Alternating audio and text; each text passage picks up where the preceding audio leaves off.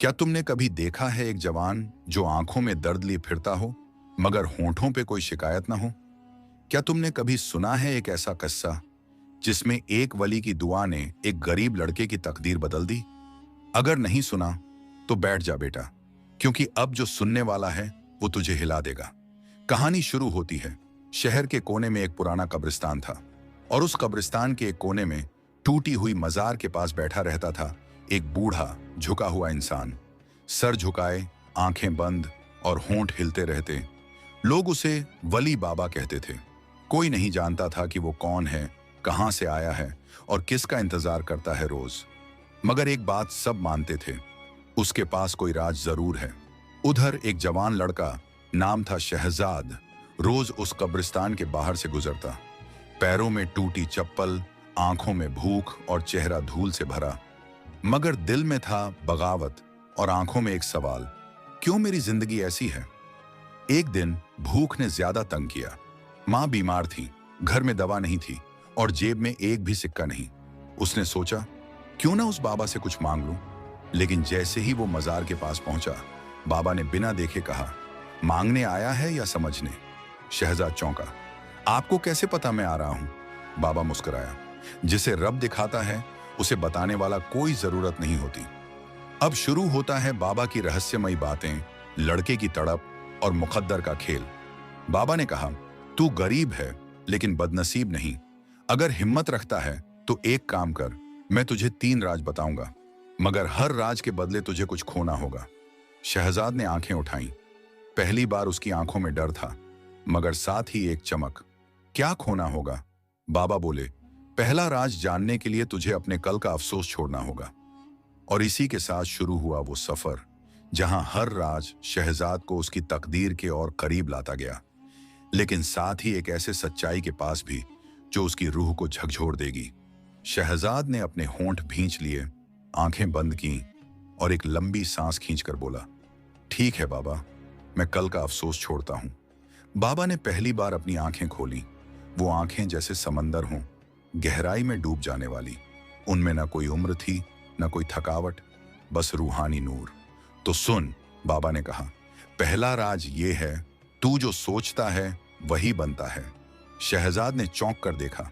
ये तो मैं जानता हूं बाबा, ये तो किताबों में भी लिखा है। बाबा मुस्कुराए, मगर अब उनकी मुस्कान में रहस्य था। जानता है मगर समझता नहीं। सोच अगर बदल गई तो मुकद्दर भी बदल जाएगा, मगर सोच बदलने के लिए तुझे पहले अपने डर से लड़ना होगा। कौन सा डर?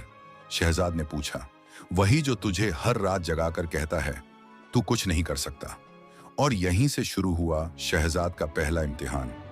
रात को जब वो घर पहुंचा, मां खांसते हुए चारपाई पर पड़ी थी।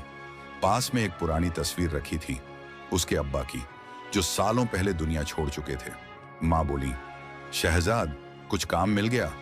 उसने झूठ बोल दिया, हाँ अम्मी, कल से एक होटल में काम शुरू कर रहा हूं। मगर हकीकत ये थी कि अभी तक कहीं भी उसे कोई काम नहीं मिला था।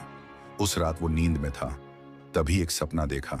काली रात, चारों ओर धुआं और उस धुएं के बीच एक दरवाजा। दरवाजे पर लिखा था, तू अगर डर गया तो हमेशा गुलाम रहेगा। अचानक दरवाजा खुला और अंदर से वही बाबा निकले। डर से लड़, वरना जिंदगी तुझसे लड़ती रहेगी।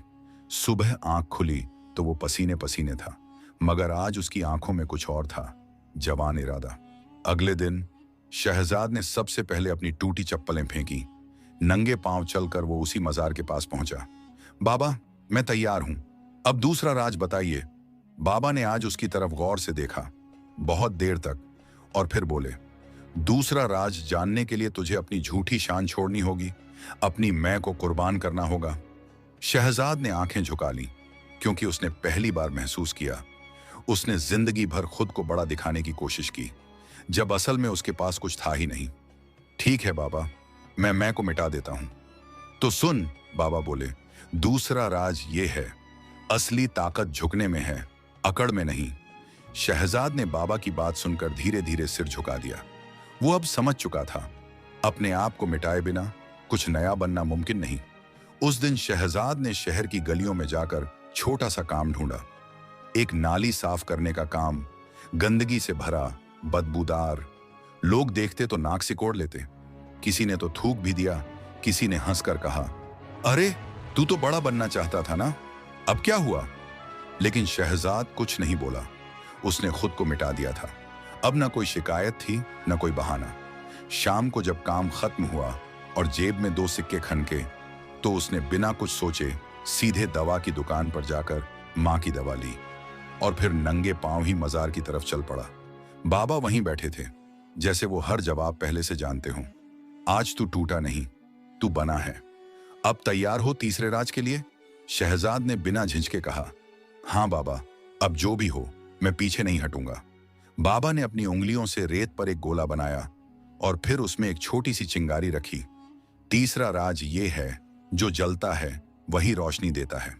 तेरे अंदर आग है बेटा, मगर जब तक तुझे कोई जला नहीं देता, तू रोशनी नहीं बन सकता। अब वक्त है इम्तिहान का, और ये इम्तिहान तेरे सब्र का है। अब शुरू होती है तीसरी और सबसे कठिन राह, इंतजार की और सब्र की। अगले कुछ दिन जैसे पूरा शहर उसके खिलाफ हो गया। जहां भी गया दरवाजे बंद, जिससे भी बात की जवाब मिला, तेरे जैसे बहुत आते हैं, चला जा यहां से। मगर अब शहजाद के अंदर वो आग थी जो बुझती नहीं थी। हर ठोकर के बाद वो मुस्कुराता और खुद से कहता, मुझे जलाओ, जितना जलाओ, मैं रोशनी बनकर लौटूंगा। एक दिन मजार के बाहर एक शख्स बेहोश हो गया। लोग बस देख रहे थे, कोई आगे नहीं आया। शहजाद ही था जो दौड़ा, अपनी जेब के आखिरी सिक्के खर्च करके उस आदमी को पानी पिलाया, उसके चेहरे पर छींटे मारे। जब वो आदमी होश में आया, उसने सिर्फ एक सवाल किया, तुम्हारा नाम क्या है बेटा? शहजाद, उसने कहा। वो आदमी मुस्कुराया। असली शहजादे तो वही होते हैं जो दूसरों की खिदमत करें। तू कल मेरे ऑफिस आना, मुझे ऐसे ही लोगों की जरूरत है। अब एक नया मोड़ आने वाला है, क्योंकि यह आदमी कोई आम इंसान नहीं था। उसका असली चेहरा और उसकी मंशा वो कुछ और ही थी। अगले दिन शहजाद तय वक्त पर उस आदमी के ऑफिस पहुंचा। वहां एक बड़ा सा दरवाजा था, सुनहरी पट्टी पर नाम लिखा था, Haji Sultan and sons international trading. Shahzad की आंखें फैल गईं। ये तो पूरे शहर के सबसे अमीर लोगों में से एक थे। उसे यकीन नहीं हो रहा था कि कल तक जो नाली साफ कर रहा था, आज इस इमारत के अंदर बुलाया गया है। अंदर पहुंचा तो वही आदमी कुर्सी पर बैठा मुस्कुरा रहा था। बैठो शहजाद। शहजाद धीरे से बैठ गया। मैंने तेरे जैसे लड़के बहुत देखे हैं, जो भूख से भी लड़ते हैं और दुनिया से भी, मगर तेरे चेहरे पर जो सब्र है, वो हर किसी के बस की बात नहीं। क्या करेगा तू अगर मैं तुझे एक बड़ा मौका दूं? शहजाद ने बिना झिझके कहा। अगर वो मौका दूसरों की मदद के रास्ते से होकर गुजरता है, तो मैं अपनी जान भी लगा दूंगा। हाजी सुल्तान की आंखें चमक उठी। तो सुन, मैं तुझे अपने एक खास प्रोजेक्ट पर भेजना चाहता हूं। एक गांव है दरिया के उस पार, जहां मेरी कंपनी एक नया स्कूल खोलना चाहती है। वहां एक ईमानदार और नेक नुमाइंदा चाहिए, और मैं चाहता हूं कि वो तू हो। अब शहजाद के सामने था एक इम्तिहान, मगर इस बार दौलत का, ओहदे का और नीयत का। उसे गाड़ी दी गई, नए कपड़े दिए गए और एक चिट्ठी जिसमें लिखा था, इस काम में जो तेरी मदद करेगा वो कोई और नहीं, वही वली बाबा होंगे। शहजाद जैसे पत्थर बन गया। बाबा? मगर वो तो... हाँ, हाजी सुल्तान बोले, वो मेरे पुराने उस्ताद हैं और अब वो तेरा इम्तिहान लेंगे। कहानी ने अब मोड़ ले लिया है। अब शहजाद उस गांव की ओर बढ़ रहा है, लेकिन यह सफर आसान नहीं होगा, क्योंकि रास्ते में है एक ऐसा खुफिया राज जो उसकी पूरी जिंदगी को हिलाकर रख देगा। सड़कें वीरान थीं, हवाएं तेज, और जैसे ही गांव के पास पहुंचा, एक पुराना दरगाहनुमा ढांचा दिखाई दिया और उसके सामने खड़ा था वही वली बाबा। लेकिन आज उनकी आंखों में कुछ अलग था, न सुकून, न रहस्य, बल्कि चेतावनी। अगर इस दरवाजे से अंदर गया तो तुझे अपना सबसे बड़ा सच कुर्बान करना होगा। शहजाद कांप गया। कौन सा सच? बाबा बोले, तेरी पहचान, तेरी हकीकत, वो जिसे तू अपना समझता है, शायद वो तेरा है ही नहीं। अब कहानी उस मोड़ पर है जहां खुलने वाला है वो राज जो सबको चौंका देगा। शहजाद कौन है और बाबा क्यों उसके रास्ते में खड़े हैं? शहजाद की सांसें तेज हो गईं। बाबा, ये क्या कह रहे हैं आप? मैं कौन हूं अगर मैं नहीं हूं? वली बाबा चुप रहे। फिर उन्होंने अपने झोले से एक पुरानी सी सिल्क की पोटली निकाली। उसे बड़े एहतराम से खोला और अंदर से एक लोहे का छोटा सा ताबीज निकाला। जंग लगा हुआ, मगर उसमें जड़े हुए एक नाम की झलक थी। अमान। शहजाद के हाथ कांपने लगे। ये नाम। बाबा बोले, हाँ, यही है तेरा असली नाम।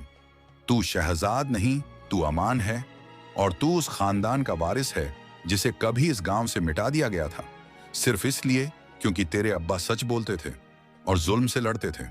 अब कहानी पलटती है अतीत की ओर। सालों पहले का वो मंजर। उस गांव में एक वक्त था जब अमान का अब्बा मौलवी समीर एक नेक, सच्चा और बहादुर आदमी था। वो बच्चों को पढ़ाता, गांव के झगड़े सुलझाता और जालिम जमींदारों के खिलाफ लोगों की आवाज बनता। मगर एक रात उसे जहर दे दिया गया। कातिल कौन था, शहजाद या अब कहें अमान ने कांपती आवाज में पूछा। बाबा की आंखों में आंसू आ गए। जिसने तुझे कल नौकरी दी वही हाजी सुल्तान। अब सन्नाटा, वजूद हिल चुका है।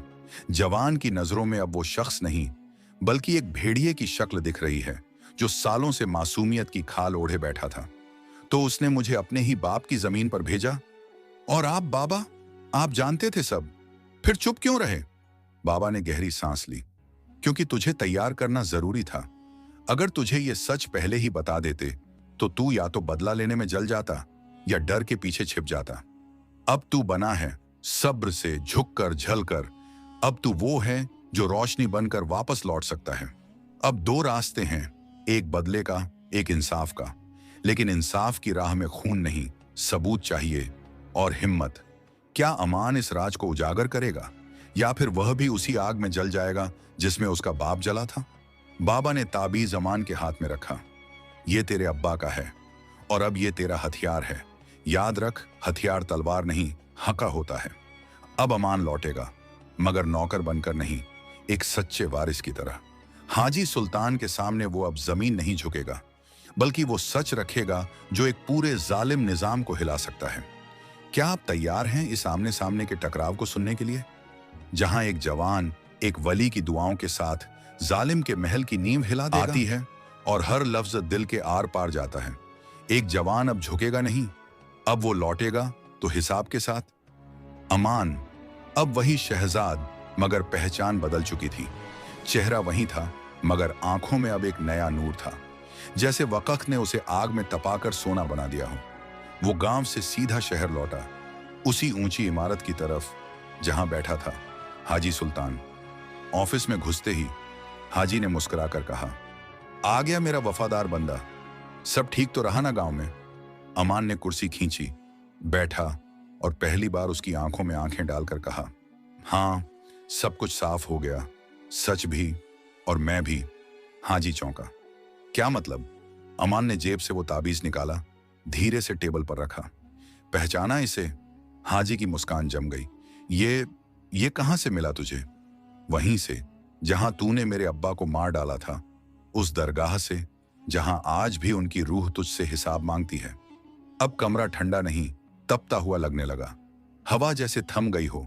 हाजी के माथे पर पसीने की लकीरें उतरने लगी। तू अमान है? हाँ, वही अमान जिसे तूने यतीम बना दिया, मगर अल्लाह ने उसे जवान बना दिया। अब तेरी अदालत में नहीं, तेरे जमीर के सामने खड़ा हूं। बता, क्या बचा है तेरे पास? हाजी खड़ा हो गया, गुस्से में चिल्लाया, सबूत है तेरे पास? कौन मानेगा तेरी कहानी? अमान मुस्कुराया, तेरी जबान से निकलवाऊंगा सच, और वही बनेगा सबसे बड़ा सबूत। कैसे? अमान ने सामने स्क्रीन ऑन की, जिस पर लाइव कैमरा चालू था और पूरे दफ्तर का स्टाफ उस बातचीत को सुन रहा था। अब सन्नाटा। हाजी की टांगें कांपने लगी, क्योंकि पहली बार वो बंद कमरा नहीं, खुली अदालत बन गया था। हाजी ने नीचे नजरें झुका ली।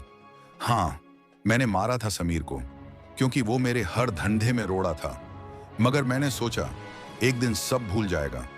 नहीं, अमान बोला, सच कभी नहीं मरता, और आज उसका बेटा खड़ा है तेरे सामने। कहानी अब इंसाफ की तरफ मुड़ती है। हाजी सुल्तान को गिरफ्तार किया जाता है और अमान को सरकार की तरफ से सच्चाई का सिपाही कहा जाता है।